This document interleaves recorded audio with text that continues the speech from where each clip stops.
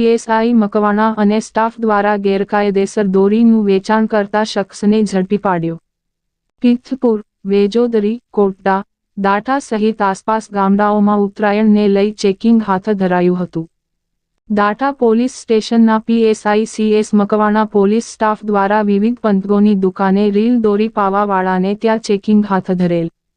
પ્રતિબંધક ચાઇનીઝ દોરી અથવા ઘાતક દોરી વેચાણ કરતા પિથપુર ગામના શખ્સને ગેરકાયદેસર ચાઇનીઝ દોરી સહિત મુદ્દામાલ સાથે ઝડપી પાડેલ અને મુદ્દામાલ જપ્ત કરી દાઠા પોલીસે વધુ તપાસ હાથ ધરેલ.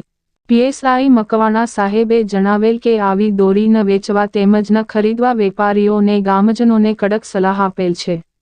તેમજ ચાઇનીઝ તુકકલ, ચાઇનીઝ લેન્ટન, ચાઇનીઝ માજા, પ્લાસ્ટિક દોરીથી આગ લાગવાની ઘટના બને તેમજ પર્યાવરણને, પક્ષીને પણ નુકસાન થતું હોય અને શરીરને નુકસાન થતું હોવાથી આવી ચીજ ન વેચવા કે ન ખરીદવા કડક સૂચના સાથે સ્ટાફને માર્ગદર્શન આપેલ.